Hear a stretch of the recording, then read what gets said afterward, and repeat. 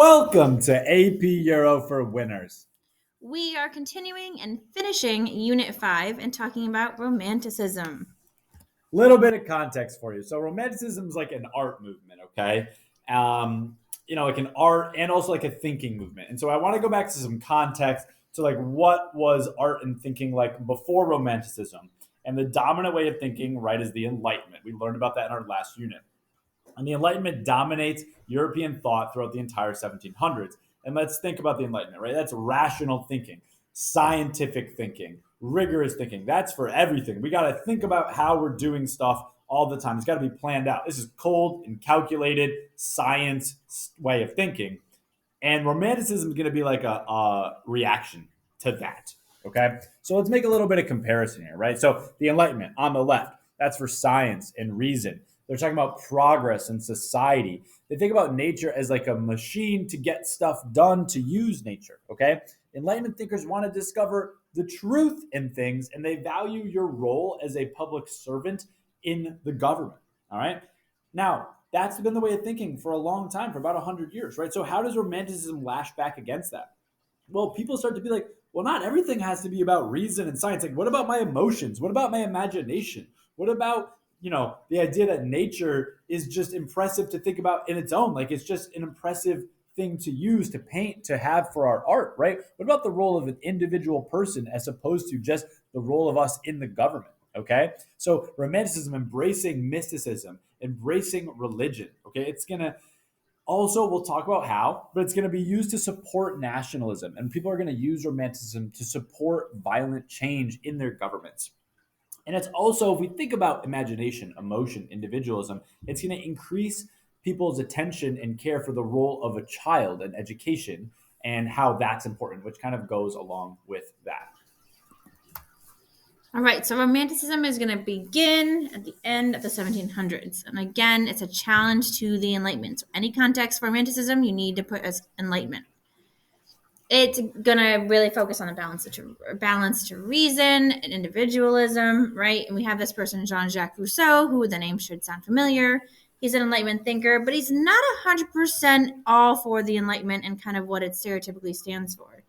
He is going to emphasize feelings and passion as well as reason. And if you remember, he was big on children having a childhood as well. So we get that kind of overlap.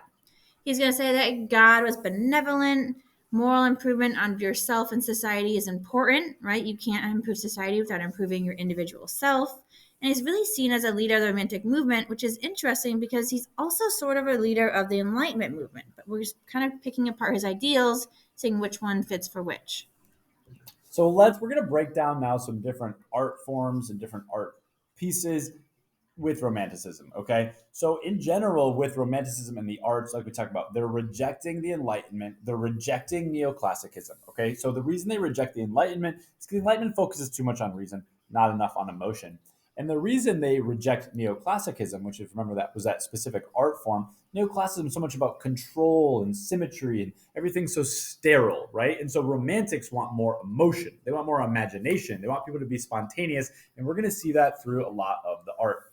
So we're going to talk about a bunch of different types of art now. First one is literature. Okay. So writers at this time are going to, and romantic writers are going to feel deeply for their own people and for their own history. And they're going to think of themselves again, as an emotional tie here, they have a place in history, okay? And this is going to lead to nationalism, right? If you think about yourself as an individual and what place you have in your society, you're going to maybe start to believe like that your country, your nation is good and you need to kind of represent that. So the perfect example of this is these brothers called the Grimm brothers, which are pictured here on the right. And they write a bunch of German fairy tales and morality stories that have been circulating around, but they're like writing them down. They're putting them in the paper now, right? So that people can be aware of them and people can hear about them. Okay. You've heard of these before. These are things like Cinderella, Snow White, Rapunzel, Sleeping Beauty, right? And so all these stories are going to help German people feel German because they're hearing their stories get reproduced and get spread. And this is going to have a major effect on politics and the unification of Germany, which we will get into in another lesson. But just know that Romanticism is very connected to nationalism. Okay. Now let's look at Romantic poets.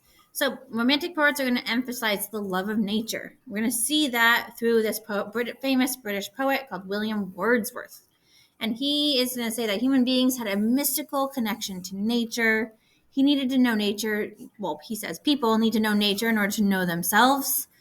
He did not use like this really rigid structure or formality of the kind of classic poetry before this. He just kind of uses ordinary language to lift up ordinary objects. And it kind of makes it a little bit more vernacular poetry rather than the classic poetry. All right, now we'll look at visual arts, and this is my favorite painting from the Romanticism, and I think it really helps explain Romanticism in a good way. So, art is the manifestation of the artists' feelings and emotion, right? That's what romantics think art is. So this is again rejecting neoclassicism, okay? Art has to display our emotion. It has to display warmth and movement, okay? We don't want to focus so much on neoclassicism's restraint and symmetry. We want to feel something when we look at art. So here we go. Here's the painting. It's called Caspar David Friedrichs. That's a painter. Wanderer above a sea of fog. All right, so take a look at it. What do we see? What do we feel? We've got a mystical view of nature. Like, look at this. It's inspiring. You're not sure what's going on. It's interesting. It's intriguing. Makes you curious. There's one person, and we're focused on that individual. So this ties to romanticism, focus on the individual, but also his role in nature. But his back is to the viewer. So it makes people be thinking, like, right, what is this guy thinking? What's he doing? What's the purpose of this? What is his purpose? He's probably pondering that. We're pondering that. Feelings and emotion. This is a really good painting to know for romanticism. All right, let's go to romantic music. So we got Ludwig van Beethoven. Ooh, Beethoven. He is going to begin his career with music. And kind of when he first started off, it was a little bit more restrained music. It was a little bit more of a neoclassical feel to it. But by 1804, his music's going to become a lot more romantic. So he's going to have emotions like fear, pain, longing, and the audience is going to start to be able to feel that a lot through his music. So if you ever listen to any of his symphonies, right, they invoke emotion, right? If you listen to them and you've seen them before, I mean, they're in tons of famous movies and stuff like that, right? You're gonna feel like it is an emotional connection to the music.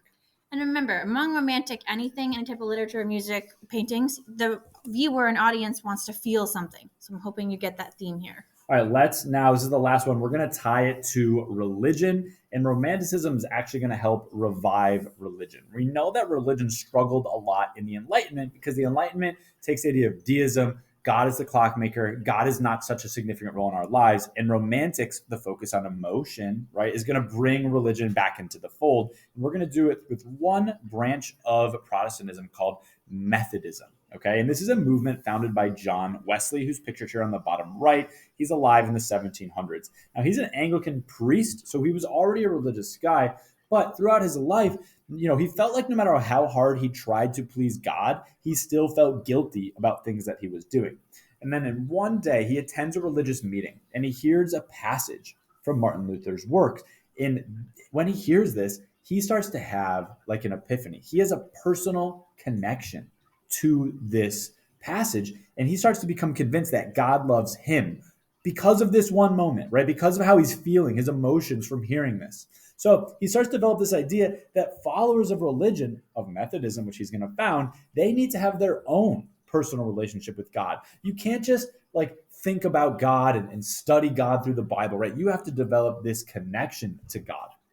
Okay. And so people need to have a conversion experience to really feel religious, is what he's trying to say. So saved people need to encounter God in their living, like in their life, right? They need to empower the power of God. They need to feel it. All right. And Methodism is going to spread rapidly all across Europe and America, connected to this idea of romanticism, of emotion. All right. And then there's one other idea here called pietism, which we've brought up before. And I know some people struggled with the definition, so I wanted to put it in for you. So pietism is an emphasis on a warm and emotional side of religion. And this is going to happen in the romanticism movement, right? Where we're going to revive the piety or the reverence or respect of members of the Lutheran Church. So again, we're reintroducing religion back for when it was not so popular during the Enlightenment. Here are the historical developments from College Board. Thank you for watching. That concludes Unit 5 for us. Shout out to our AP Euro students. See you when we talk about Unit 6. Until then, bye.